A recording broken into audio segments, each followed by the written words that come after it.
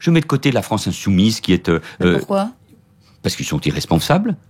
Parce que je pense par ailleurs que dans leur discours, dans leur pratique concernant l'islam radical, il y a beaucoup... il y a de la complaisance. Il y a de la complaisance, il y a de l'ambiguïté en tout état de cause. De l'islamo-gauchisme.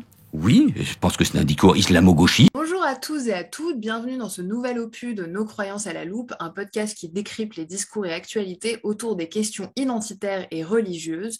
Ici, il n'y a pas de clash, il n'y a pas de clivage, on analyse, on prend un peu de hauteur sur ces sujets régulièrement inflammables. Et aujourd'hui, je suis avec Damien, doctorant en sociologie politique. Bonjour Damien, comment vas-tu ? Bonjour Louise, très bien et toi ? Mais ça va, merci. Alors, avant de rentrer dans le sujet qui nous intéresse, est-ce que tu pourrais te présenter rapidement ? Qu'est-ce que c'est un doctorant en sociologie politique ?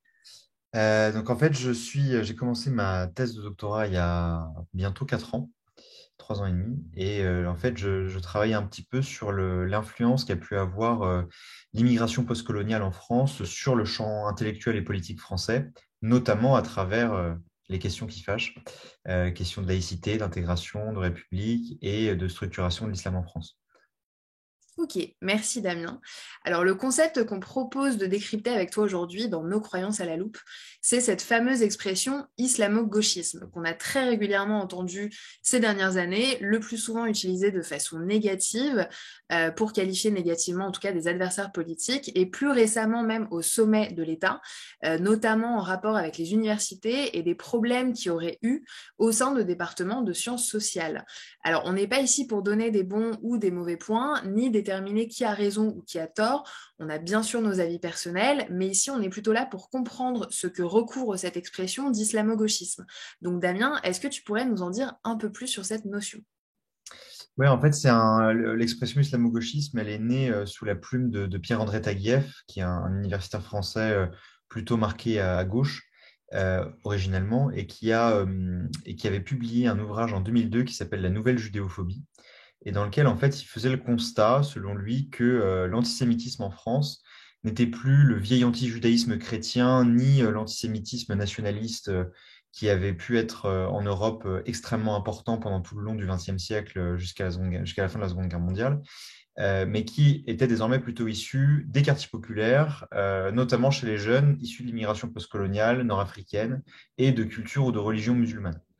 Et donc, il avait fait un petit peu ce constat-là. C'est un ouvrage en plus qui avait été publié à peu près au même moment que Les territoires perdus de la République de Bensoussan, et qui évoquait aussi l'antisémitisme dans les banlieues.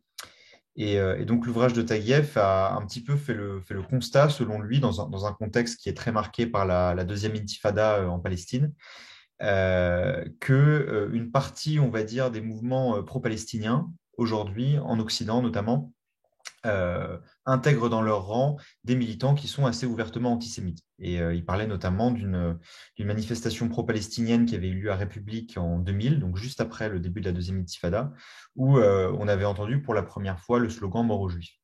Et donc il fait un petit peu ce constat-là, en parlant du fait que dans une partie d'un champ politique qui est traditionnellement de gauche, il y avait désormais des militants un peu plus radicaux, parfois avec une coloration religieuse un peu plus importante, qui va être assez présent.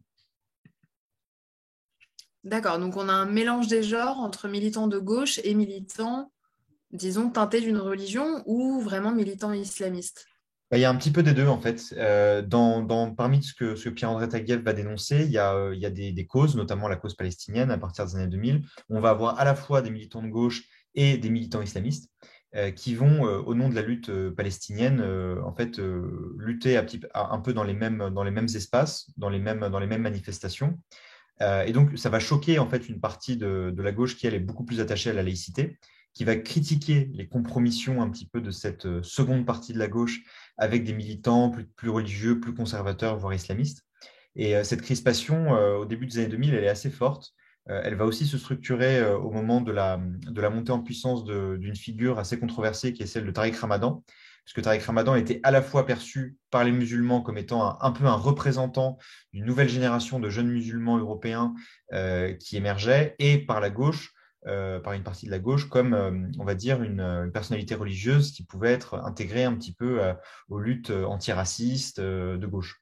Et en 2003, il me semble, je crois que c'est en 2003, Tariq Ramadan va être invité au Forum social européen, qui est plutôt normalement un rassemblement entre militants de gauche, militants progressistes, gauche social-démocrate et aussi gauche radicale.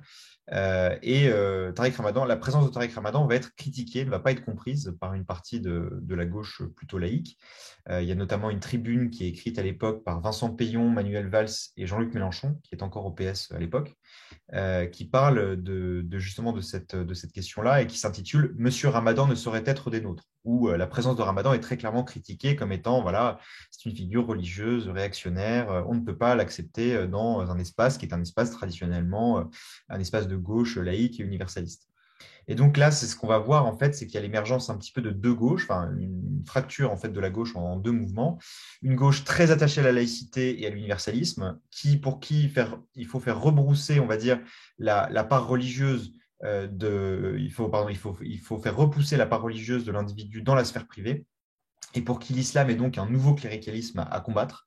Et une autre gauche qui, elle, va décider d'inclure des revendications identitaires, parfois religieuses, dans sa lutte au nom de la solidarité avec les populations dominées. Et donc, qui va un petit peu changer son ADN politique et intégrer des thématiques comme, par exemple, la lutte contre l'islamophobie, la défense de l'identité musulmane, le droit le droit à obtenir des lieux de culte, et qui va parfois intégrer dans ses rangs des gens qui ont des valeurs politiques et sociétales qui sont traditionnellement plutôt classées à droite, voire à l'extrême droite. Et c'est donc cette deuxième gauche-là qui va être accusée d'islamo-gauchisme. D'accord, ok, merci Damien. Juste une petite question, tu nous parles effectivement de l'origine du mot comme venant de Taguieff en 2000. Est-ce qu'on n'a pas d'autres prémices de cet islamo-gauchisme un peu avant quand même? Notamment 79, 89, est-ce qu'il n'y a pas des événements selon toi qui montrent cette confusion entre gauchisme entre guillemets d'une part et islamisme islamique d'autre part? Alors complètement, en fait, je dirais, c'est une très vieille histoire. Je vais essayer de ne pas remonter trop loin. Mais en fait, il y a aussi derrière ce mot, on va dire, une incapacité d'une partie de la gauche à analyser le phénomène musulman, en règle générale, et le militantisme en particulier. En fait, ce qui s'est passé, c'est que dans le monde musulman, la gauche a toujours été assez divisée d'une certaine manière entre ceux pour qui l'islam est un opium du peuple, pour reprendre l'expression marxiste, et qui donc, comme pour la gauche européenne, va critiquer l'islam comme étant une forme de cléricalisme, et une autre partie de la gauche pour qui c'est un héritage culturel opprimé par la colonisation qu'il faut donc préserver. Et en Occident, on a eu un petit peu du mal à comprendre cette ambivalence. Une grosse partie de la gauche en Occident a été fascinée par des mouvements qui pourtant devraient être considérés comme contre-révolutionnaires. Je prends pour exemple, tu as parlé de 79, la révolution islamique de 1979. Une grande partie des intellectuels de gauche et progressistes en Occident ont été fascinés par cette révolution. Ils voyaient finalement dans la révolution islamique iranienne une espèce d'avatar musulman de la révolution française de 1789. Il y avait notamment Michel Foucault qui avait été un des premiers un petit peu à écrire sur cette révolution islamique. Et en fait, ils ont pour la plupart très vite déchanté parce qu'ils se sont rendus compte que en fait, la gauche iranienne a été complètement purgée par les ayatollahs. Le parti, par exemple, le parti communiste, le parti Toudé, qui avait originellement un petit peu pactisé avec les islamistes, s'est fait complètement purger. Il y a eu des départs en exil, des exécutions. Il y a eu des pendaisons et des exécutions publiques d'homosexuels. Enfin, le caractère révolutionnaire de la révolution islamique, théoriquement, n'aurait pas dû être compris de la même manière en Occident. N'aurait pas dû être considéré comme une révolution progressiste. Mais il y a eu plein d'autres phénomènes. Il y a eu effectivement la guerre d'Afghanistan dans les années 80. On a vu des maoïstes être assez fascinés par les moudjahidines qui se battaient contre l'armée rouge et l'Union soviétique. Et encore pendant la décennie noire, aussi dans la décennie algérienne, on a eu une grosse partie de la gauche, notamment en France, qui était proche d'une ligne dite qu'on appelait en Algérie réconciliatrice, c'est-à-dire qui voulait discuter et voire pactiser avec les islamistes, les réintégrer dans la société civile et les considérer comme des acteurs politiques comme les autres. Très intéressant. Alors, on peut affirmer que le terme d'islamo-gauchisme n'est a priori pas juste une insulte, comme ce qu'on disait un peu au début. On a l'impression qu'il correspond, alors peut-être pas à des mouvements politiques bien identifiés, mais à minima à des courants de pensée au sein de différentes familles politiques de gauche. Est-ce qu'on n'est pas surtout sur une forme de gauche régressive, selon les termes de Majid Nawaz? Et est-ce que, surtout de façon plus générale, ce terme d'islamo-gauchisme, il est vraiment adapté?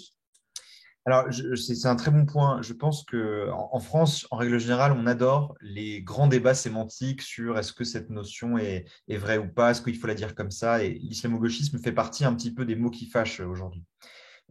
Pour moi, le souci avec cette expression, c'est qu'on a du mal à voir précisément à quoi il renvoie. Il est très polysémique. Est-ce que c'est l'alliance de militants de gauche et d'islamistes? Est-ce que c'est une compromission de la gauche avec la communauté musulmane pour des raisons électorales? Est-ce que c'est un complot entre mouvements de gauche et mouvements musulmans qui voudraient renverser l'ordre établi? On a du mal un petit peu à comprendre exactement à quoi il renvoie. D'autant que dans l'histoire politique française, on a un autre syntagme, ça s'appelle un syntagme, une alliance de deux mots qui ne vont pas forcément ensemble de nature, qui avaient fait déjà polémique, comme par exemple, dans les années 30, l'expression judéo-bolchevisme, qui évidemment renvoyait, on va dire, à une espèce de théorie du complot qui évidemment était une théorie du complot avancée par l'extrême droite. Le problème, en fait, c'est que le mot islamo-gauchisme, d'une certaine manière, il va naître principalement en France à cause, d'une certaine manière, d'une perte de l'électorat des classes populaires par une partie de la gauche. Et en fait, à mon sens, c'est pour ça que l'expression islamo-gauchisme est très mal adaptée, c'est qu'en fait, la restructuration de la gauche dans le contexte français à la fin des années Mitterrand et à la fin de la guerre froide pour le contexte international, c'est de se diriger un peu vers des nouvelles communautés politiques, un nouvel électorat montant autour de thématiques comme l'écologie, les femmes, les personnes LGBT, les personnes handicapées, mais aussi les nouveaux habitants des quartiers populaires, c'est-à-dire les personnes issues de l'immigration postcoloniale, plutôt issues du prolétariat, et qui vont être de plus en plus étiquetées comme musulmans. Donc en fait, ce n'est pas tant une question uniquement idéologique, mais c'est aussi une question électorale qui va pousser une partie de la gauche à chercher à faire sienne la cause des populations dominées, quelles qu'elles soient. Et dans ce contexte, dans notre contexte, le contexte de la France, il se trouve que ces personnes sont catégorisées ou perçues comme musulmanes. Alors, si je comprends bien, le terme lui-même met l'accent sur le côté islamique musulman, alors qu'en réalité, ça n'est qu'un seul aspect de l'idéologie qui est visé par l'accusation, on va appeler ça une accusation d'islamo-gauchisme, mais si ça vient bien de l'observation d'accointance entre des mouvements d'extrême gauche et des mouvements islamistes, est-ce que c'est vraiment totalement faux? En réalité, c'est quoi le fond du sujet selon toi? En fait, voilà, si on reprend sur l'expression que tu as utilisée de regressive left, qui est celle de Majid Nawaz, moi je la trouve à titre personnel beaucoup plus adaptée. Parce qu'en fait, par regressive left, on va beaucoup plus gauche régressive, on va désigner une partie de la gauche qui, soit par complaisance, soit par relativisme culturel, soit par pur souci électoral, va accepter d'intégrer à son ADN des principes politiques qui ont toujours été traditionnellement classés comme étant à droite, voire à l'extrême droite. Et moi, à mon sens, c'est ça fondamentalement le sujet le plus important. C'est pourquoi est-ce que certains principes politiques de gauche vont être modifiés, vont évoluer pour les raisons qu'on a évoquées. D'accord, donc juste pour ceux qui ne connaîtraient pas Majid Nawaz, le concept de regressive left, c'est le fait de s'offusquer quand un occidental blanc, en gros, j'exagère un peu le trait, mais pas tant que ça, va être antisémite, misogyne, homophobe, raciste, etc., mais ne surtout pas le faire, enfin s'offusquer, quand c'est, entre guillemets, un racisé qui le fait, en l'occurrence potentiellement un musulman. Et en fait, lui appelle ça du racisme de faible standard, c'est-à-dire que, parce que c'est une forme de racisme quelque part, finalement, il y a une forme de condescendance raciste à considérer que les musulmans ne seraient pas à la hauteur de cette civilisation occidentale, entre guillemets. Donc, juste pour continuer un peu sur ce sujet, en gros, selon toi, est-ce que y a une partie de la gauche qui voit plus l'islam, les musulmans comme une ethnie que comme une religion, avec ces divers courants, d'où le terme islamophobie. On en vient à ce sujet qui va confondre toute critique de l'islam avec du racisme. Est-ce que... Si on réfléchit bien, il existe pourtant bien des gens qui détestent effectivement et l'islam et les musulmans. Donc, quelle est ton analyse sur ce terme d'islamophobie? Alors, c'est intéressant, je remonterai plutôt moi, de mon côté, à 1989, parce que quand il y a eu la première affaire du voile de Creil, qui avait déclenché un petit peu une polémique nationale, il y avait une discussion assez intéressante qui s'est passée à gauche, c'est qu'en fait, la question n'était pas doit-on ou non accepter le voile en tant qu'élément religieux, mais il y avait d'abord un débat de savoir si c'était culturel ou religieux. Et en fait, finalement, la question était celle-ci. Si c'est un objet culturel, alors on doit l'accepter. Et si c'est cultuel, alors là, on peut avoir un débat. Ce qui était intéressant aussi, c'était dans la manière dont la question du voile, justement, était phrasée. Pour une partie de la gauche qui considérait ce vêtement finalement comme un vêtement culturel, c'est-à-dire en fait, d'une certaine manière, c'est la casquette des musulmanes. C'était un petit peu comme ça qu'on pouvait le percevoir à l'époque. Pour ces personnes-là, on ne parlait pas d'ailleurs de voile, on parlait de foulard. Tandis que dans la partie du champ politique, beaucoup plus, on va dire, qui va considérer directement le voile comme un objet religieux et donc régressif, réactionnaire, on s'est mis à parler de tchador. Le mot persan tchador pour désigner le voile, justement parce que c'était le contexte où, derrière le voile, on voyait un symbole de l'islam politique et donc on voyait ce qu'on connaissait à l'époque, c'est-à-dire la révolution islamique iranienne, d'où l'usage du terme tchador. La fracture en fait à gauche va naître un petit peu de ça, et la question de l'islamophobie va être d'une certaine manière l'expression qui va provoquer une rupture un petit peu irréconciliable. La confusion est notamment présente lorsqu'il y a tous les débats autour de la loi sur le port de signes religieux à l'école, qui va être votée et adoptée en 2004, qui va interdire les signes religieux à l'école, signes religieux ostensibles. Il y a des manifestations qui vont se faire au sein de la gauche et au sein de la communauté musulmane contre cette loi issue des travaux de la commission Stasi. Et dans ces manifestations, on va voir pour la première fois des personnes qui sont issues de la gauche et du milieu antiraciste, plutôt traditionnellement attachées à la laïcité et à l'universalisme républicain, qui vont défiler avec des personnes qui sont plutôt issues de collectifs islamistes, comme par exemple les Frères musulmans. On va voir également, pour la première fois, des féministes, des groupes féministes, comme je pense par exemple la tradition du féminisme matérialiste de Christine Delphi, qui était une des disciples des grandes vagues féministes françaises des années 70, qui vont défiler aux côtés de femmes voilées. Et ça, c'est un petit peu surprenant. À l'époque, on n'est pas habitué et ça paraît un petit peu nouveau. Sur la question de l'islamophobie, historiquement, c'est une notion qui a d'abord été avancée dans le champ politique par des gens du milieu antiraciste, comme par exemple Mouloud Aounit, au MRAP, qui était le premier à évoquer cette expression dans le champ politique. Je crois que c'était à la fin des années 90, mais qui lui en avait une interprétation du type l'islamophobie, c'est le racisme anti-musulman. Et puis ensuite, le terme a été récupéré par des associations qui, elles, ont plutôt une identité, une ADN plutôt religieuse, plutôt musulmane. Je pense notamment au CCIF de Sami Debach qui va être fondé en 2003, la CRI, la CRI d'Abdelaziz Chambi qui va être fondée en 2006, pour qui l'islamophobie va être aussi un moyen de structurer, d'une certaine manière, une mobilisation politique et une défense de la communauté autour de cette notion. Donc une approche un peu plus extensive de la notion. Mais d'ailleurs, dans cette homogénéisation des musulmans autour de cette notion d'islamophobie, est-ce qu'il n'y a pas directement un élément méthodologique très fort des frères musulmans? Alors oui et non. En fait, effectivement, on va dire que la notion a été beaucoup portée par des collectifs qui sont plutôt d'orientation frériste, mais en fait, ça va aussi être une notion qui va être utilisée dans le milieu antiraciste. D'où le problème, en fait, d'où le côté très confusionniste un petit peu de cette notion. D'ailleurs, je trouve ça assez intéressant qu'on parle de l'islamophobie dans un podcast sur l'islamo-gauchisme, parce que c'est justement parmi des expressions dont on va dire la difficulté première, on va dire la critique première qui leur est adressée, et leur côté très polysémique. Qu'est-ce qu'on entend derrière le mot islamophobie? Est-ce qu'on est dans le cadre du militantisme antiraciste, c'est-à-dire de considérer que l'islamophobie, c'est le racisme et les discriminations à l'égard des populations étiquetées, vues, perçues comme musulmanes?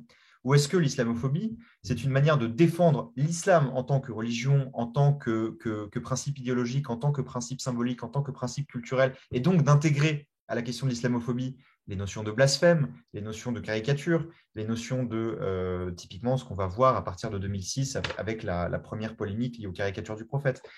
Quelle définition, en fait, on donne à cette islamophobie? Est-ce qu'on en a une définition stricte, entre guillemets, telle que les milieux antiracistes des années 90, à la fin des années 90, l'avaient un petit peu avancé, ou est-ce qu'on en a une définition très extensive?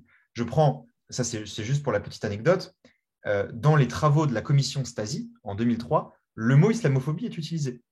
Et justement, pourtant, je pense qu'on ne peut pas accuser les membres de la commission Stasi d'être des islamo-gauchistes, mais parce qu'à l'époque, justement, le mot islamophobie était perçu comme le racisme à l'égard des musulmans. Et les travaux de la commission Stasi faisaient le constat qu'effectivement, il y avait aussi une montée des discriminations dans un contexte lié à un contexte géopolitique international, le 11 septembre, la deuxième intifada. Il y avait on va dire des discriminations particulières à l'encontre des musulmans. Sauf que le problème, c'est quelle définition on donne effectivement à ce mot. Et c'est dans ce flou artistique que peuvent justement avancer les islamistes, par ailleurs. Exactement, tout à fait. Parce que ce qui les arrange très bien, parce que d'une certaine manière, ça permet aux islamistes de dire non, mais attendez, nous, notre objectif n'est absolument pas un objectif de nature politique ou religieuse, c'est juste de lutter contre le racisme. D'où la confusion. Alors, pour finir, où est-ce qu'on en est, selon toi, aujourd'hui, à gauche, sur cette question? Je pense que la fracture qui a commencé à se creuser au début des années 2000 sur la question de l'islamophobie, sur la question on va dire, des nouveaux débats sur la laïcité, peut-on avoir la même attitude vis-à-vis de l'islam telle qu'on l'a eu vis-à-vis du christianisme, vis-à-vis du judaïsme, etc. En fait, aujourd'hui, elle continue de se creuser. Elle est, à mon sens, il y a aujourd'hui un petit peu de gauche irréconciliable, un clivage sur la dimension de la laïcité, de l'universalisme républicain, qui en fait va même transcender le débat entre gauche social-démocrate et gauche radicale. Et aujourd'hui, à mon sens, la fracture elle est très perceptible dans tous les partis de gauche. Si on prend aujourd'hui, par exemple, la France insoumise, la présence de Jean-Luc Mélenchon en novembre 2019 à la marche contre l'islamophobie avait été d'une certaine manière un grand tournant. Parce qu'on avait donc Jean-Luc Mélenchon et d'autres élus de la France insoumise qui défilaient aux côtés du CCIF, aux côtés d'imams qui étaient vraiment perçus comme des figures purement religieuses, alors que Jean-Luc Mélenchon récusait complètement le terme d'islamophobie. Encore, je crois, encore en 2016, il tweetait à ce sujet pour dire qu'il récusait complètement ce terme. Il y a ce même débat en des termes peut-être un peu différents au sein d'Europe Écologie Les Verts. Il y a une fracture entre une ligne plutôt universaliste et une ligne un peu plus intersectionnelle. Si on prend par exemple la candidature de Sandrine Rousseau et ses positions sur le hijab, c'est on va dire une position qui va être considérée comme plutôt on va dire complaisante avec la question du voile, alors que la majorité des autres figures politiques d'Europe Écologie Les Verts ne sont pas forcément sur cette ligne. Mais en fait, on peut prendre ce clivage à peu près partout.